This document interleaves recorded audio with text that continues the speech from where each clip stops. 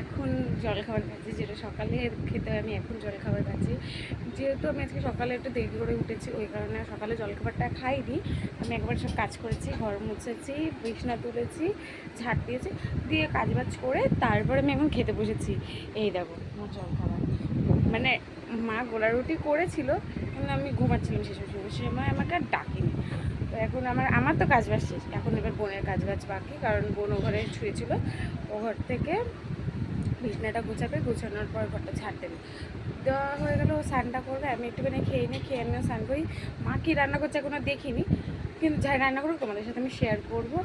আমার তো খাওয়া হয়ে গেছে, তো এখন আমি রান্না করে এসে দেখি মা কী রান্না করছে।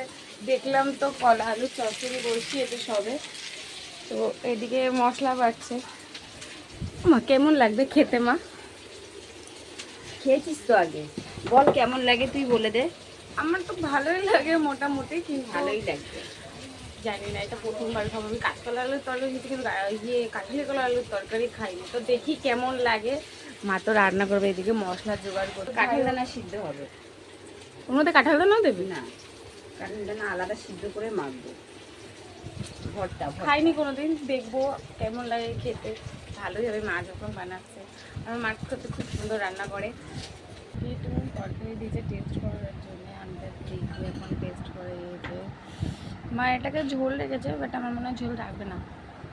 খেয়ে দেখি, দাঁড়াও একটু খেয়ে দেখি বলছি।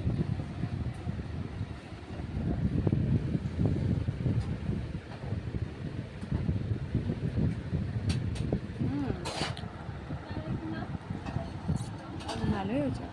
আমি স্নান করে এসেছি, মা এদিকে ভাত দিয়েছি, এদিকে আছে এটা কিসের কাঁঠালের ভর্তা, কাঁঠালের বিচি ভর্তা। ভাত বেড়ে খাবো, মা খাচ্ছে, ভালো লাগছে না খেতে।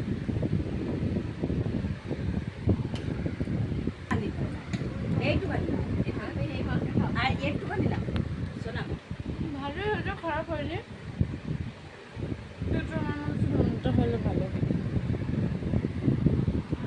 আমার মা খাচ্ছে, মাকে বললাম সয়াবিনটা বানাতে, বললেই না। আজকে আমাদের ঘরে স্পেশাল যেটা রান্না হয়েছে, কাঁঠালি কলার আলুর চচ্চড়ি। এই যে ও যা লাগছে, আমি একটা খেয়েছি, হেভি লাগছে।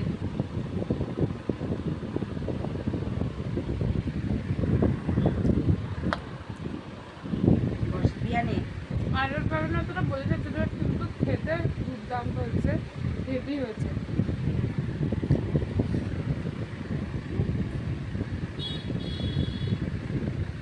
কেমন হচ্ছে?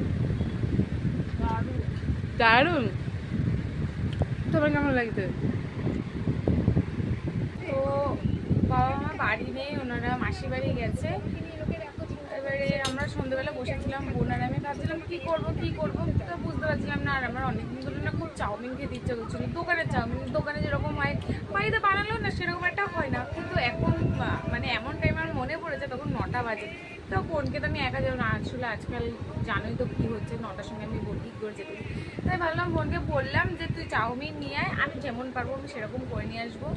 এমনিও আমাকে বলে যে দিদি তোর হাতে রান্না, মানে তোর হাতে চাউমিনটা খুব ভালো হয়। আমি বেসিক্যালি ম্যাগি দিয়ে চাউমিন যেটা হয় সেটা বানাতে পারি, আর এমনি নর্মাল চাউমিনটা আমি না বানাতে পারি না, ওটা না একটু আঠালো আঠালো টাইপ হয়েছে। বাট আজকে আজকে এত সুন্দর হয়েছে, দেখো তোমরা শুধু, মানে পুরো ঝরঝরে হয়েছে, আর চাউমিনগুলো দেখতেও অসাধারণ হচ্ছে। বোন খেয়ে বল কেমন হয়েছে।